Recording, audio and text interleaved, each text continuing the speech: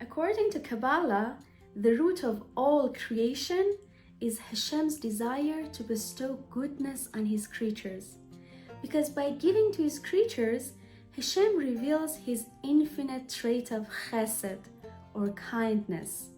That's why he has created creatures that are lacking and are in need of receiving. We also said that the greatest good that may be given is that the creatures of Hashem should cleave to him, because only Hashem himself is the ultimate and absolute good. As Ramchal says in Mesilat Yesharim, man was created for the sole purpose of delighting in Hashem and enjoying the light of his Shekhinah.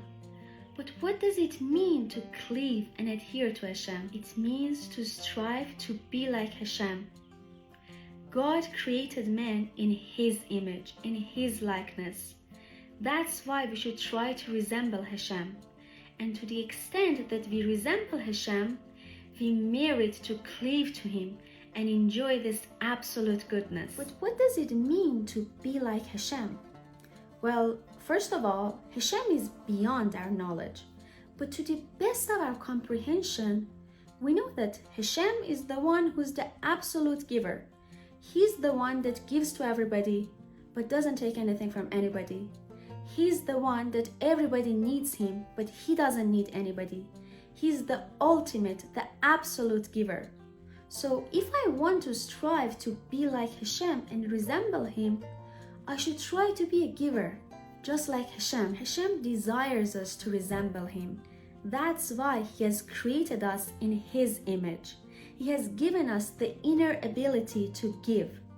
But to whom should we give? To Hashem. Now, if you have been listening carefully, you're gonna ask, wait a moment, didn't you just say yourself that Hashem doesn't take anything from anybody, that he doesn't need anybody, and now you're saying we should give to Hashem? How does that work? Hashem is all-powerful. Nothing is beyond his power. And in his infinite power and kindness, he has created a framework as if, not actually, as if he needs us and we can give to him. But what can we give to him? Mitzvot. This is the deeper meaning of keeping Torah and Mitzvot. So Hashem has created a framework in which by keeping Torah and Mitzvot, we give to him. And in return for that giving, we will receive a reward in the future. And what is the reward? It's an eternal state of delighting in Hashem and enjoying the light of his Shekhinah. Now let's go back to Mesilat Yesharim. We said Ramchal says that man was created for the sole purpose of delighting in Hashem and enjoying the light of his Shekhinah. But he continues and adds that the only place where you can truly get that pleasure is not this world, it's the world to come. But the only way that you can get to that world is through this world. In other words, the path that leads us to that desired state in the world to come is this world. And the means that lead us to that desired state are mitzvot. That's the deeper meaning of keeping Torah and mitzvot. That's why we want to be alive. That's why Judaism values life. We don't have the concept of jihad in Judaism because we want to do mitzvot.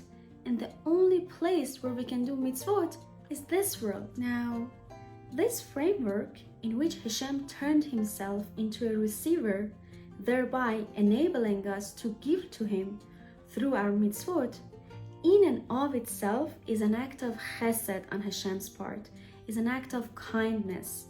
Because in order for you to really enjoy something, you need to feel deep in your heart that to some extent at least, you deserved it, that you made an effort for it. And this effort, my friends, is keeping the mitzvot. When I first learned this lesson, I was amazed. I thought with myself, wow, this is such a great perspective shift on mitzvot. I don't know about you, but personally, as a visibly observant Jew, sometimes I get this question from non-Jews or even from secular Jews. People ask, isn't this type of life too hard, too restrictive? And the answer is no. Because I don't see the mitzvot as a burden on me.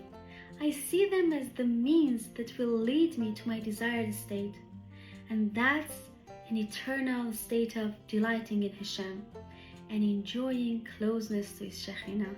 When you look at the mitzvot through this lens, they don't feel like a burden on you.